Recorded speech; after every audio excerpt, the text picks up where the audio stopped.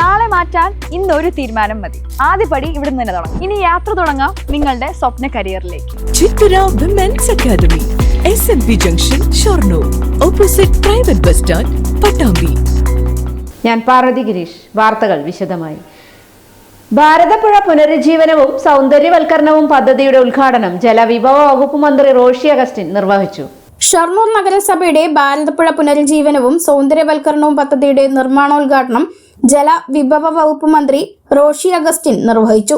കേരളത്തിലെ ഒരു കാലഘട്ടത്തിലും കുടിവെള്ളത്തിനും ജലത്തിന്റെ അംശത്തിനും കുറവുണ്ടെന്ന് ആരും വിചാരിച്ചില്ല.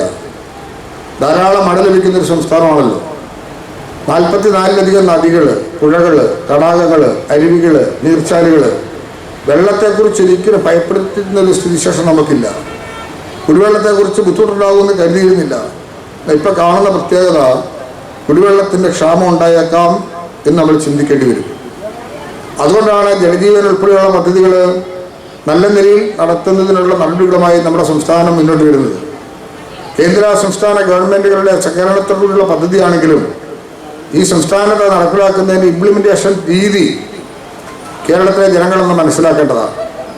ഈ ഗവൺമെൻറ് വരുമ്പോൾ കേരളത്തിൽ 17 ലക്ഷം കുടുംബങ്ങളിലാണ് കുടിവെള്ളം കൊടുക്കാൻ കഴിഞ്ഞിരുന്നത്. ഗ്രാമീണ കുടുംബങ്ങൾ. ഷൊർണൂർ നഗരസഭ അതിൻ്റെ ഭാഗമാവില്ല.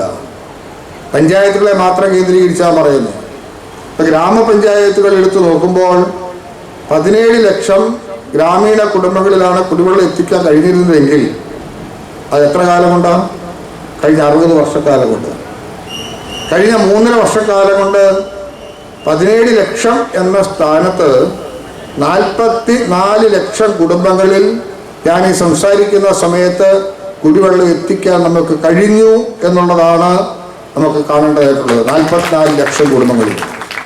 ഷൊർണൂർ നഗരസഭയിലെ 2024-25 സ്പെഷ്യൽ അസിസ്റ്റൻസ് ഫണ്ട് പദ്ധതിയുടെ ഭാഗമായി Kozhikode national institute of technology തയ്യാറാക്കിയ നിള റിവർ ഫ്രണ്ട് ഡെവലപ്മെന്റ് പ്രൊജക്ടിന്റെ ഭാഗമായാണ് ഭാരതപ്പുഴ പുനരുജ്ജീവനവും സൗന്ദര്യവൽക്കരണവും പദ്ധതി ആവിഷ്കരിക്കുന്നത്.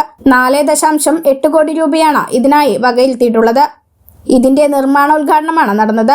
ഷൊർണൂർ MLA P മമ്മിക്കുട്ടി അധ്യക്ഷത വഹിച്ചു. Kozhikode NIT director professor Prasad Krishna, Shoranur നഗരസഭാ chairman MK Jayaprakash, Kila urban chair HOD professor Ajith Kaliyath, Kozhikode NIT architecture and planning HOD doctor K Chithra, നഗരസഭാ വൈസ് ചെയർപേഴ്സൺ P സിന്ധു, വിവിധ സ്റ്റാൻഡിംഗ് കമ്മിറ്റി ചെയർമാൻമാരായ SG Mukundan, Fathimath Farsana, K Krishnakumar, Jisha, KM Lakshmanan, councillor Latha, നഗരസഭാ സെക്രട്ടറി രാജേഷ്, വിവിധ രാഷ്ട്രീയ പാർട്ടി നേതാക്കൾ തുടങ്ങിയവർ പങ്കെടുത്ത് സംസാരിച്ചു.